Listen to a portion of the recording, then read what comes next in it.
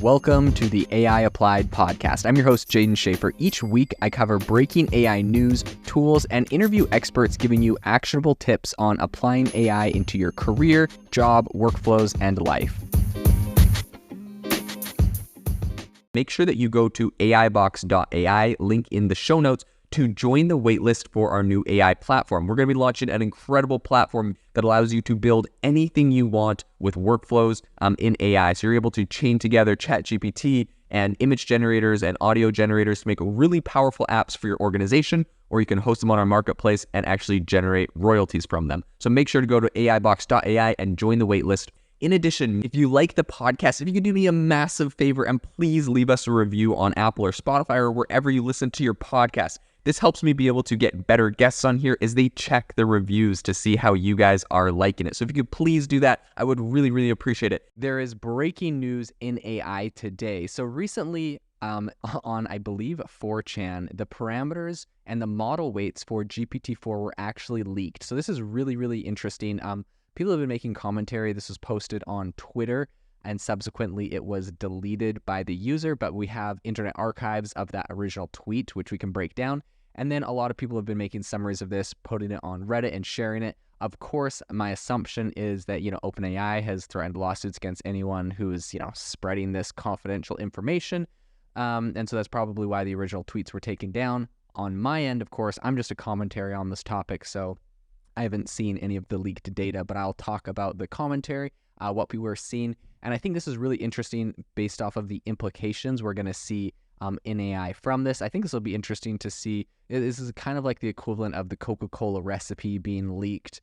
And so I think this is really interesting. It has a lot of stuff about GPT-4 that were kind of speculative that we know a little bit more. Of course, OpenAI hasn't confirmed these, but we have a little bit more insight into how the model works. So today on the podcast, I'm going to be breaking down the GPT-4 model weights that were leaked, what we've learned from them. I'll talk about them in some technical terms at the beginning. If you know a lot about training AI, that will be useful. And, I'll give you the 30-second overview. And then at the same time, I'll also kind of break down what this actually means. So if you are an AI expert and you kind of know what's going on, here's the 30-second overview. Essentially, GPT-4 is reported to have over 1.8 trillion parameters across 120 layers, and it utilizes a mixture of experts, which is MOE, and that's the expert model. It's trained on around 13 trillion tokens and has around 32,000 sequence length.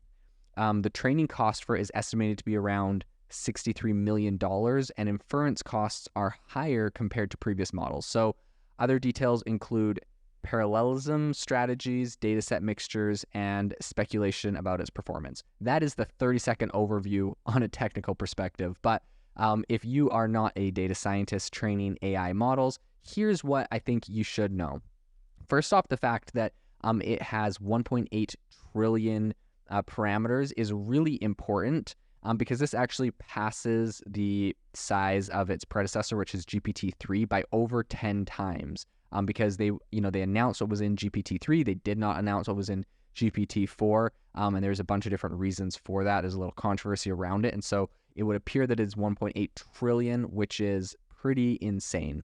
So what does that actually mean? Essentially, parameters are kind of like the building blocks of a machine learning model. They define how the model actually makes its predictions.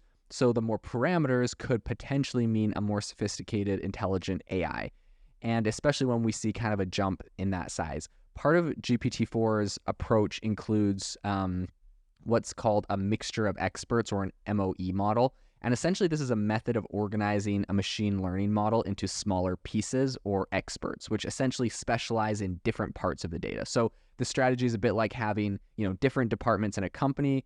And in the recent leak, they confirmed that OpenAI was using 16 experts in this model. So, 16 experts at different areas that are all kind of helping to create these responses. One of the crucial points, I think, is the way that these experts are used, or essentially, quote unquote, routed in the model. So while many suggest intricate algorithms for choosing which experts to engage each data point, right? So essentially, you ask it a question, it has to decide which of its expert models to give that question to respond. And so some people say, they're using different complex algorithms for this. But imagine deciding, who in your company is going to handle a question. So it would appear that OpenAI opted for a bit of a simpler approach to this. So an aspect of the GPT-4 model that might seem kind of counterintuitive is that not all of its parameters are used for every task. Only about 280 billion parameters and roughly 560 trillion floating point operations per second, which is T-flops. It's essentially a measurement of the computing speed. But only about 560 trillion of those are used each time it generates a prediction, or, it's called a forward pass. So in comparison, a model without the MOE technique would have to use all 1.8 trillion parameters and around 37 trillion T-flops. So by kind of breaking this down and having 16 of these different quote unquote experts or MOEs, they're able to really bring that down. So they're only using 280 billion parameters instead of having to use, the full 1.8 trillion for every single query. GPT-4 was trained on a massive 13 trillion tokens, where tokens, essentially can be thought of as smaller pieces of information the model learns from. So that could be a word or a character in the text. This isn't necessarily a full word. It could be half of a word. And we kind of break those down into tokens. That's just how, these AI models are making the predictions. They're not predicting what full word comes next. They're predicting what piece of a word comes next oftentimes. In any case, that's called a token, and it was trained on 13 trillion tokens. Interestingly, this count isn't based solely on unique tokens. It also includes multiple runs, or what are called quote unquote epochs. Over the same data. So the model went through 2 epochs for text-based data and 4 for code-based data. During its training, GPT-4's batch size, or the amount of data it processed at one time, ramped up gradually to a staggering 60 million tokens. So to accommodate this massive operation, OpenAI used advanced parallel processing strategies across multiple high-performance A100 GPUs, similar to dividing a large job between several very fast computers instead of having, one computer try to do it all at once. And the training run for GPT-4 was extensive, operating on 25,000 A100 GPUs for about 3 months. Now, what's interesting is we have companies like Inflection AI who are said to be in the process of acquiring 26,000 GPUs. So it would appear that they're trying to, build something similar and do something very similar to GPT-4. They'll have the manpower, they'll have the compute power once they have acquired that. And so, it's kind of interesting. While this was just recently leaked, it would appear that Inflection is shooting for the exact same amount of GPUs to build out their kind of mammoth AI model. But it was estimated that if conducted in the cloud, the total cost for this run would have been around $63 million. One thing I will say is that this MOE strategy is kind of criticized by some as it can be a little bit tricky. So these MOEs, right, those are the quote unquote experts that you're kind of handing it off to. The problem with using MOEs in an AI model is that during predictions, not every part of the model is used every time. So this can mean that some parts of the model remain idle while others are active, and this kind of reduces the overall efficiency.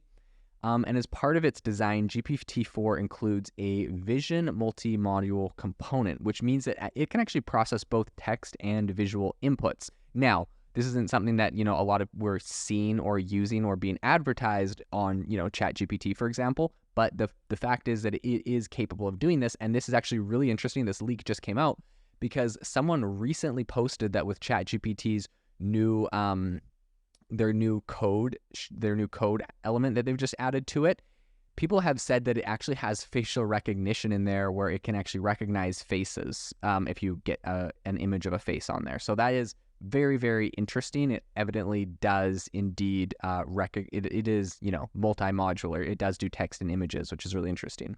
And I think that this part of the model could be used to help autonomous agents, read web pages, transcribe content from images and books. Interestingly, I think there's rumors that some of the data that GPT-4 was trained on came from platforms like Twitter, Reddit, and YouTube, which is, as well as a custom data set as college textbooks. So this wide range of data could potentially make GPT-4 versatile enough to answer questions across a really broad range of topics. So while GPT-4 is undeniably impressive and has taken us a step closer to true AI, its limitations and costs demonstrate that there's still work to be done. However, I do think that with more research and innovation, there's no telling really where the future of AI is going to take us. And overall, I think that this is really, really interesting to kind of get a deep inside look at this model that is used by so many people. I'd be curious to see if the competitors of OpenAI and ChatGPT are looking at this leaked data and are kind of comparing it to their models, how they're doing things, and seeing what the standard is. Because evidently, OpenAI has raised $10 billion. They've spent a lot of money training these models, a lot of money researching the best ways to do this. And so I think that getting a kind of an inside glimpse into this, even if this data was technically leaked, is very revealing to the overall industry and how people are approaching these large language models. So it's going to be really interesting to continue following this and seeing if after a leak like this, OpenAI just comes out and admits some of these weights and models. We've seen similar things from Meta, where some of their AI models and some of their code was also leaked. So this will be interesting to see if this continues happening in this industry going forward. If you are looking for an innovative and creative community of people using ChatGPT, you need to join our ChatGPT creators community. I'll drop a link in the description to this podcast. We'd love to see you there, where we share tips and tricks of what is working in ChatGPT. It's a lot easier than a podcast, as you can see screenshots, you can share and comment on things that are currently working. So if this sounds interesting to you, check out the link in the comment. We'd love to have you in the community.